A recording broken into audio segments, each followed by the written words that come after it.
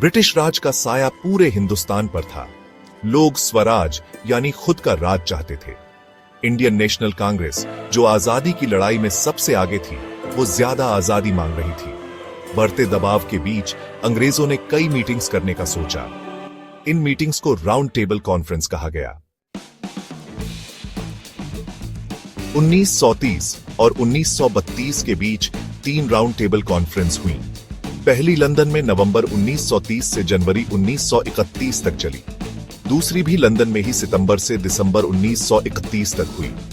आखिरी कॉन्फ्रेंस, वो भी लंदन में, नवंबर से दिसंबर 1932 तक चली।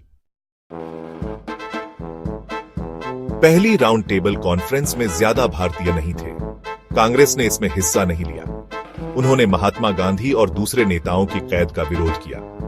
इसमें बड़े नाम थे जैसे बीकानेर के महाराजा तेज बहादुर सप्रू और Mohammad Ali Jinnah. British prime minister Ramsay MacDonald ने मीटिंग की अध्यक्षता की। दूसरी राउंड टेबल कॉन्फ्रेंस में एक बड़ी बात हुई। महात्मा गांधी ने इसमें हिस्सा लिया।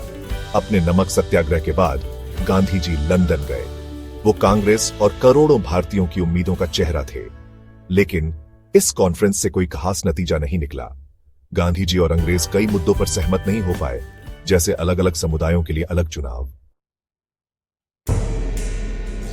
तीसरी राउंड टेबल कॉन्फ्रेंस एक बेकार कोशिश। तीसरी राउंड टेबल कॉन्फ्रेंस में गांधी जैसे बड़े नेता नहीं थे। बिना किसी खास प्रगति के ये कॉन्फ्रेंस खत्म हो गई। अच्छे इरादों के बावजूद राउंड टेबल कॉन्फ्रेंस से कुछ खास हासिल नहीं हुआ। ये ब्रिटिश सरकार और भारतीय नेताओं के बीच की दूरियां कम नहीं कर पाई। लेकिन इन कॉन्फ्रेंस ने भारत की मुश्किल स्थिति को सबके सामने ला दिया। अल्पसंख्यकों और रियासतों के भविष्य जैसे मुद्दे उठे, लेकिन कोई ठोस हल न मिलने से भारतीयों में निराशा बढ़ी। अपने लक्ष्य तक न पहुंच पाने के बावजूद राउंड टेबल कॉन्फ्रेंस का आजादी की लड़ाई में खास महत्व है। पहली बार ब्रिटिश सरकार ने भारतीय नेताओं के साथ भारत के भविष्य पर बातचीत की। इन कॉन्फ्रेंस ने भारतीय नेताओं को दुनिया के सामने अपनी बात रखने का मौका दिया।